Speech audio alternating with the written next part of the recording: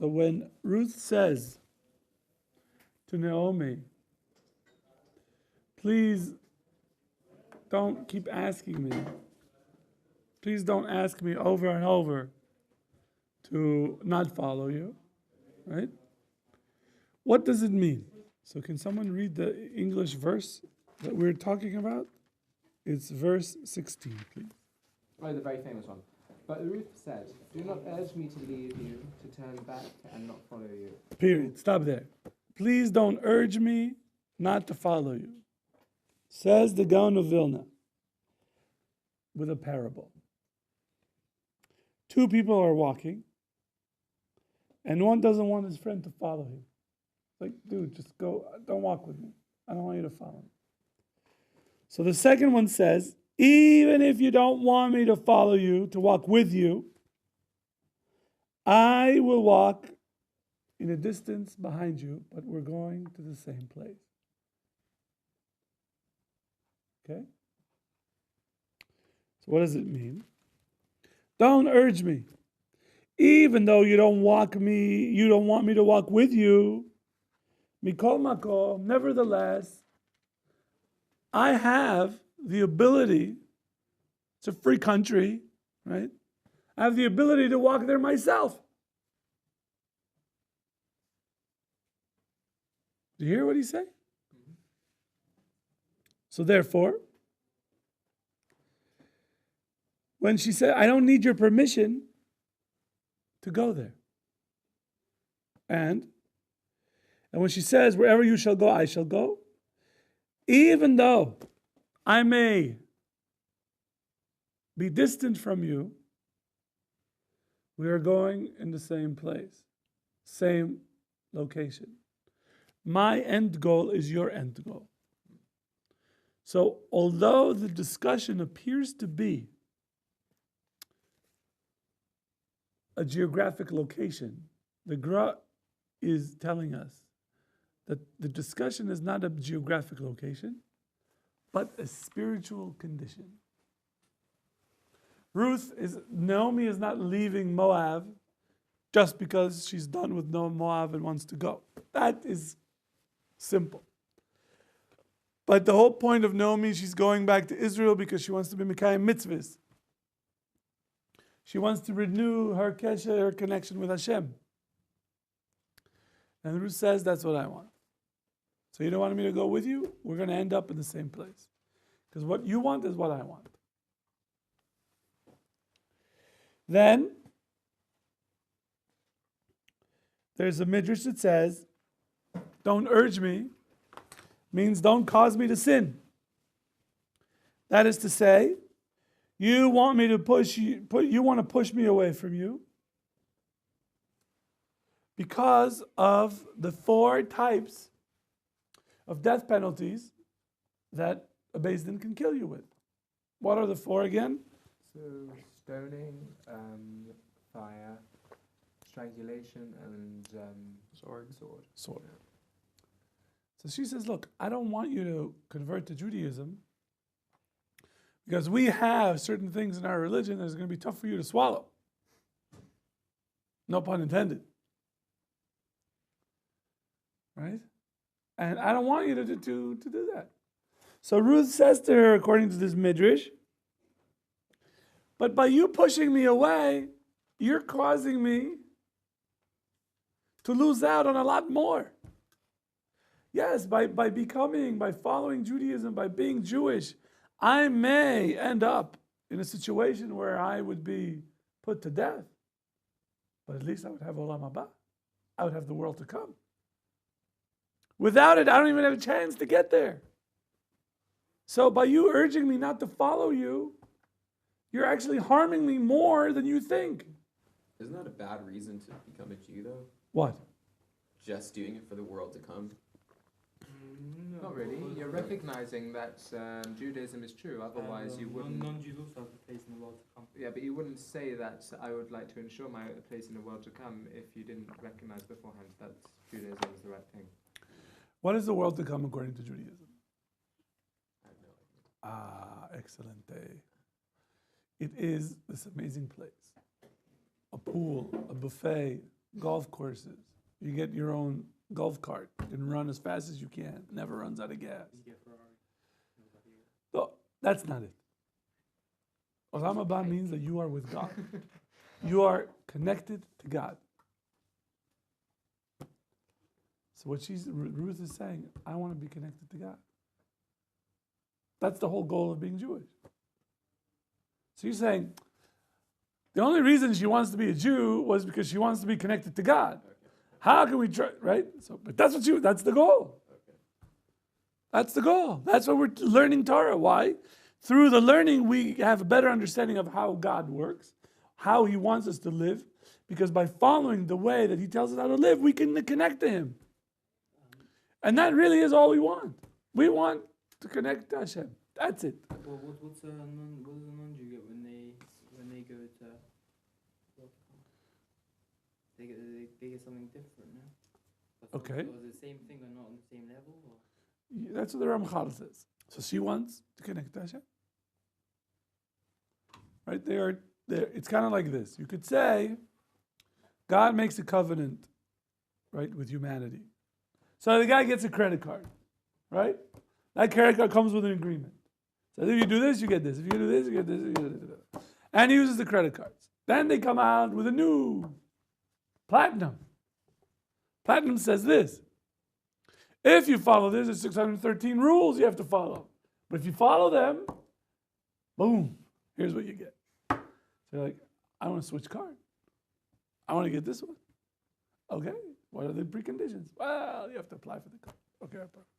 And they usually reject you 3 times. Okay, they reject me 3 times, but you keep going. And you have to do all these things. You have to, let blood out of your, private. Okay, I'll go through that. Right? Bris. And you have to dunk yourself in water. Okay, I made it in. And I'm like, you know what? I want to go back to that card. Can't. You moved up, you got platinum, you don't go back to regular. You'll pay your bills. You pay your bills, yeah. I'll come and get you one way or the other. So Ruth says, I want an upgrade. I used to keep 7. I'm going to add 606 more, which is the gematria of Ruth, says the Gaon of Vilna. 606 plus 7 is? 613. How much of mitzvahs are do we have? 613. 613. Coincidence? Yes. What? Get out. So that's how we roll. So she says, you're causing me much more harm. Why? Because he brings a Gemara in Ketubot, Ksubis, Av shedaled mitot batlu. Right? Even though that today there are no 4 mitos based in, there's no based in today that kills you, right, in these ways. Mikol makom, nevertheless, the din of daled mitot are not over. The judgment up there in heaven has not been suspended. You might not have to go through it in this world, but that doesn't mean there's no judgment. If you're chayav death, it means that they write it down. He's chayav death. And therefore, chmochen begehenom. And that is the case in Gehenna. That is, if you're chayav those 4, you get to the other side. They're like, listen, you didn't pay your credit card. We're going to have to get it out of you, one way or the other. But, sign the dotted line. But you guys didn't collect anything while I was there. Right, because it says we'll collect it whenever we can, either here or there. So guess what? We're doing it now.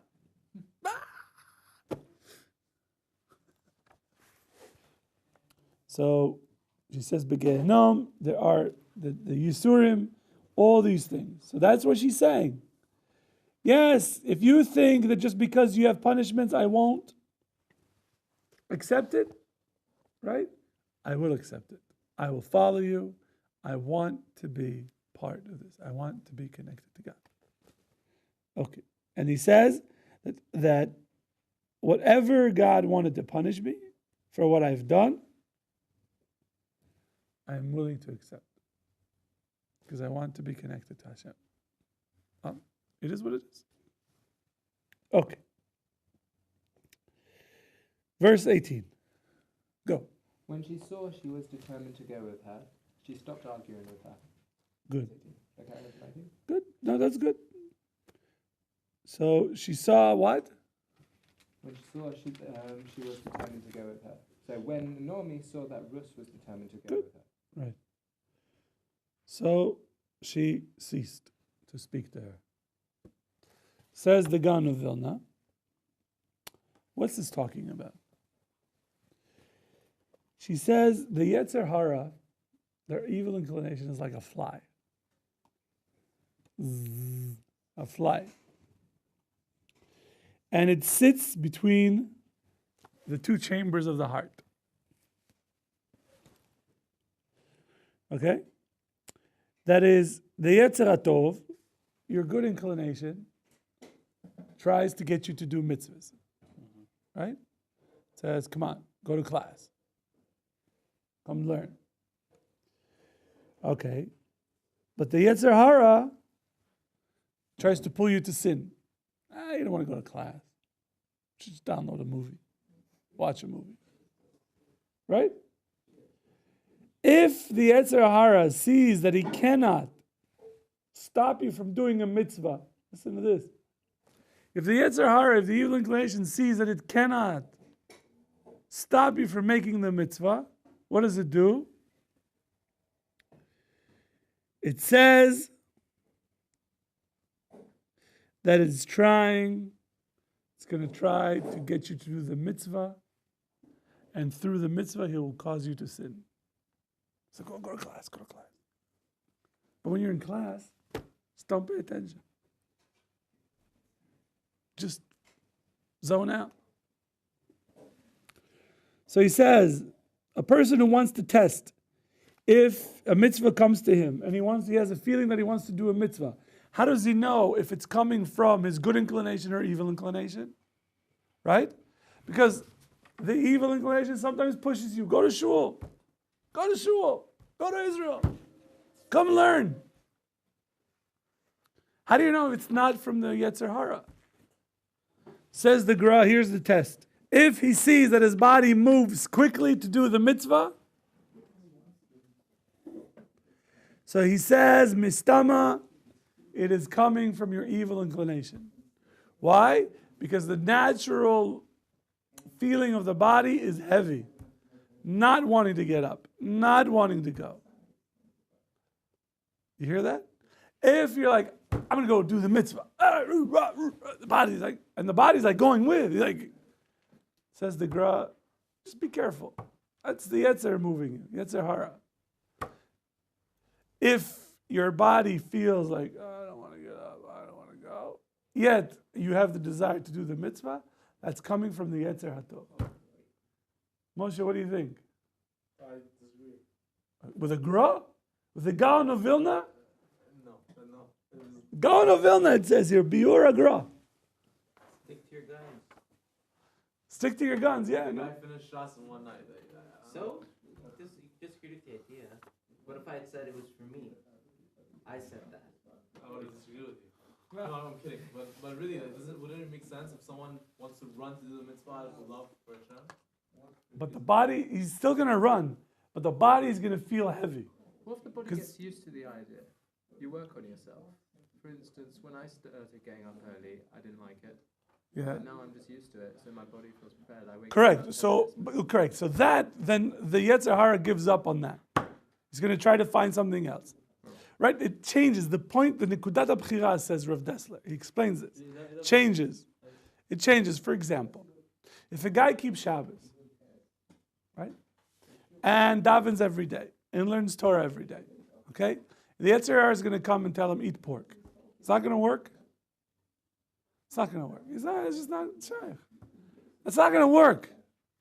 You know, if a guy ate all his life, he keeps kosher, and he does, lives eat pork. That's not going to work. The Yetzirah is not going to even try. So what is it going to try to do? Get into an argument with someone in the learning and call the guy a fool. That is, finding wherever you are, whatever you've already conquered, the evil inclination knows I can't battle that. There's no way I'm going to get the guy to sleep in. He's been waking up early. He's davening. I lost that battle. This time Correct. Let's pick something I can win. and easily. I don't know about easily, but win. Right? So if you have a feeling that your body's like, I'm doing it. I'm going to the kotel. 30-minute walk. But the body's like, this is ridiculous. Why? Right? So you know that this is coming from the Yetzer HaTov. Because the body is sort of pulling you back.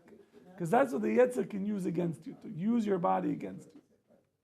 If the body is like, let's go, let's do this, says the Gra, pay attention. He doesn't say don't do the mitzvah. Just pay attention because the Yetzer is trying to.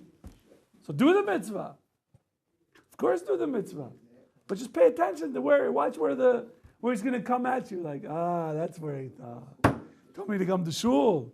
But now I'm looking over to the other side. Trying to see what's behind the mechitza. Boom! Got me busted. So if the body's going with it, that's just a sign to maybe think about it a little bit more to make sure that it's not. No, it's a mitzvah. It's not a question that he's making you do an avera. That's clear. When the Yetzer says, I can't get you to do an avera, so I'm going to get you to do the mitzvah. But once you start doing the mitzvah, then I'll get him over there. I'll make him unhappy. I'll make him screw up, whatever. So that's where the Gra is saying in this idea. Okay? Okay. So that's really what Ruth is telling her. Right? Naomi sees that Ruth's body is, she's really fighting her body to follow Naomi. What does that mean? That her body doesn't want to go to become Jewish. But she does. That's what the Gra is talking about. Because she's exerting herself. She's watching Ruth exerting herself. So which means she knows that she's doing it for the right reason. It's coming from the Yetzer HaTov. It's coming from the good inclination. It's not coming back. It's not coming from the evil inclination. That's why it says she is exerting herself. With me? Okay. That's the Gra. Okay. Let's go. Next. And the two of them went until they came to Bethlehem. And it came to pass when they arrived in Bethlehem, the entire city was tumultuous over them, and the women said, "Could this be Naomi? Do you not call me Naomi? Pleasant." Could this be Naomi? Question mark? Exclamation point? Question mark? Exclamation point? 3 dots? Could this be Naomi? Right. That's what you gotta. Right. So Rashi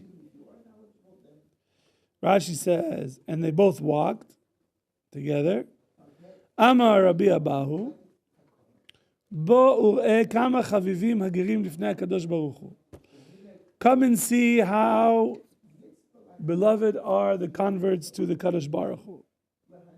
Kevan shenatna da'ata להתגייר, because she set her mind to converting to Judaism, Hishva ota katuv leNaomi. She was compared to Naomi. Right? Naomi is considered a very righteous woman. It's a decade.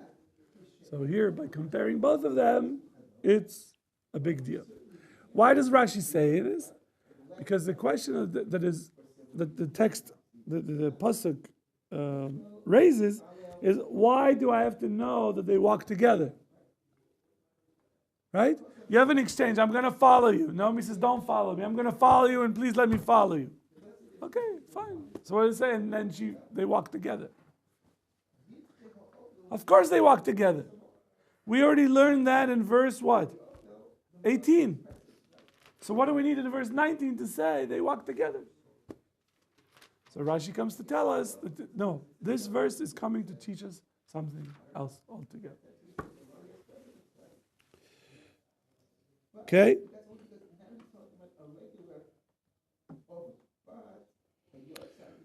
Okay, what happened in the city again, Mikey?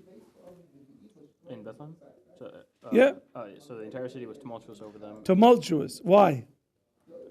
They were surprised to see Naomi came back after so long. That's what you say. Good. But that's not what Rashi says. So Rashi says the reason the city was tumultuous because on that day there was a big funeral. Huge funeral. The wife of the judge in the era at the time, Boaz, his wife died. And everybody went to the funeral. What? They just showed up. And they're like, what's going on? Oh, Boaz's wife died. Oh, we didn't know that. So did they stick out because they weren't at the funeral? No, everybody sees her in the funeral.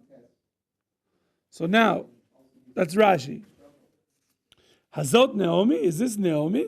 Right? Because it says Rashi, this was a question. Why?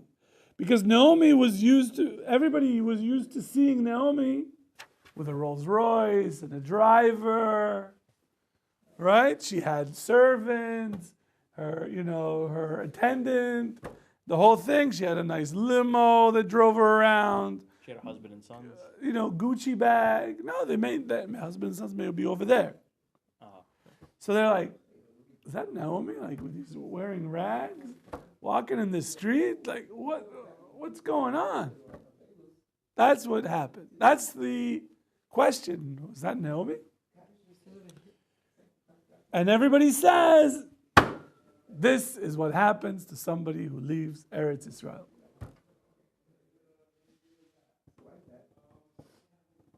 That's what the town people are saying. Yes, that's what Rashi says. Naomi, Cordy, now we're going to read the Malbim. The Malbim writes, he explains to us, don't call me Naomi. Right? Don't call me Naomi. Why does she say that? And he says there was a man who was very, very wealthy. And he was as wealthy as King Achashverosh. Who's King Achashverosh? The king in Purim. In Purim, the king in Purim, right? In the Megillat Esther. And he lost all his money. Except for $1,000. All the money. He lost everything. Just to imagine Warren Buffett, Bill Gates, lost all his money.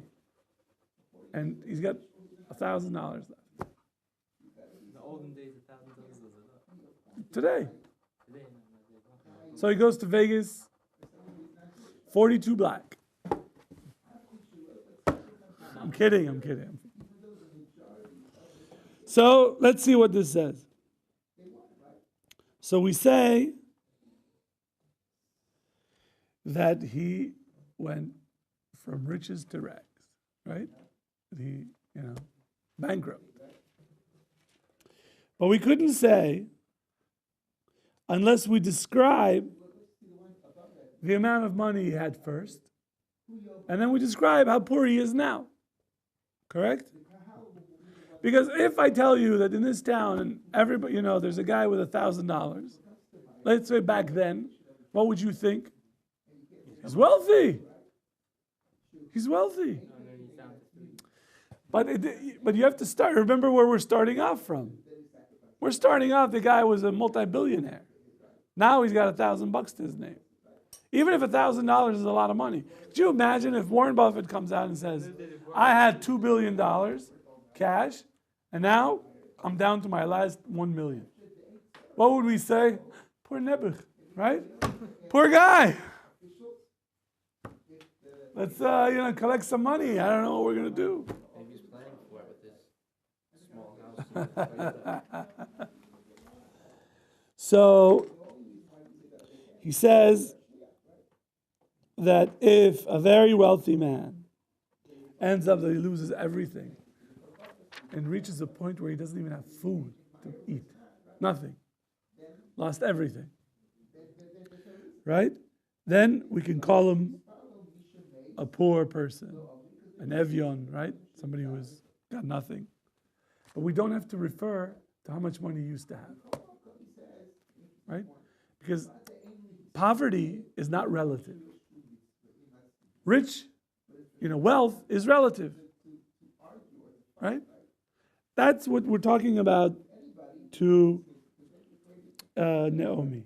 Because when the people saw her that she's walking and nobody's there to help, they knew that they lost all their money.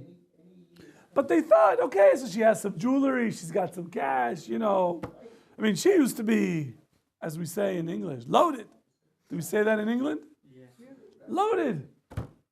Now she's got, you know, so she's, I'm sure in her purse she's got some money.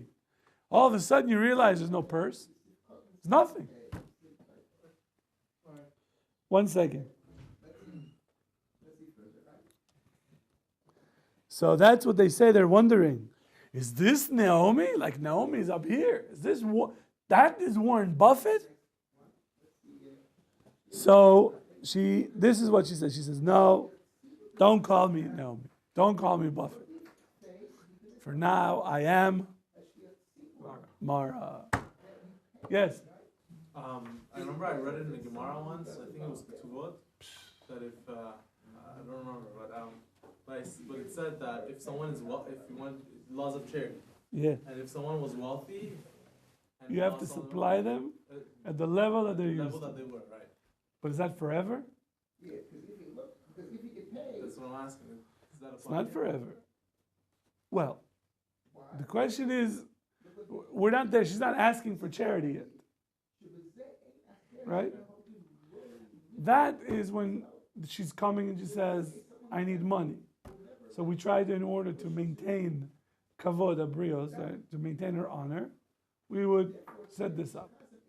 But you'll see that how the story goes, it's not exactly what happened back here. Okay? Let's read now verse 20 and 21 together. Somebody read, please. Do not call me Naomi, pleasant one, she replied. Call me Mara, embittered one, for the Almighty has dealt very bitterly with me. Okay. I was full when I went away, but Hashem has brought me back empty. How can you call me Naomi? Hashem has testified against me. The Almighty has brought misfortune upon me.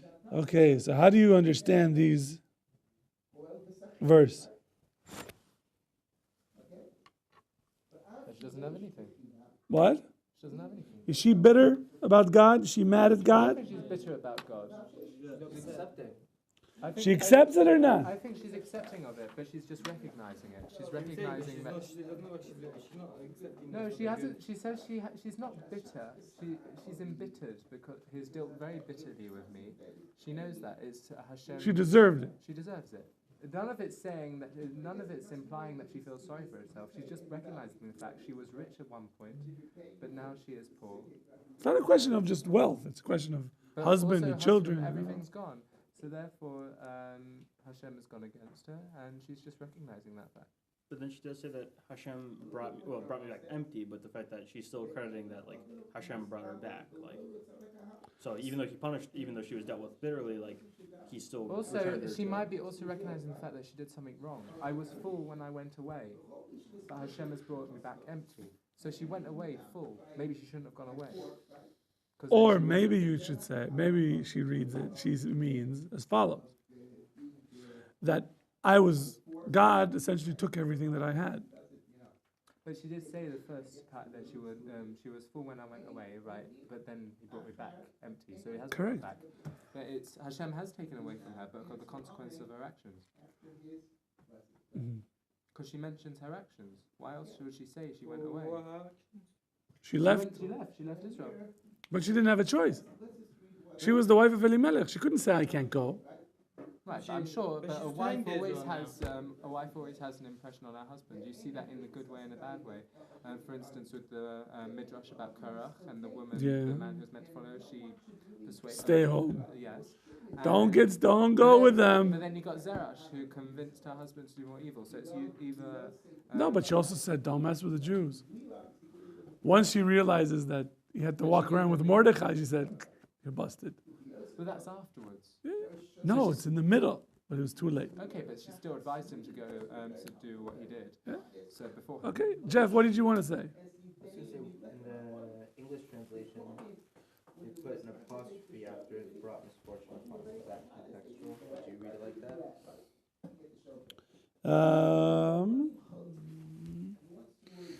Don't call me Naomi קמה כי אמר שדי לימוד. 21. אני מלאה הלכתי, וריקה משיבני השם. There's a comma after the Lord. There's another one. למה תקראנה לי, why would you call me Naomi? There's a comma. Hashem ענה בי, comma, ושדי הראה לי. The Ta'amim tell you where the commas go. So if you know the Ta'amim, then you know where to put the commas. But the question is, how do the Meforshim read it? That's what we're going to do tomorrow. We will stop here. Because I was saying that would affect how. Exactly. So we will continue Be'ezrat Hashem tomorrow.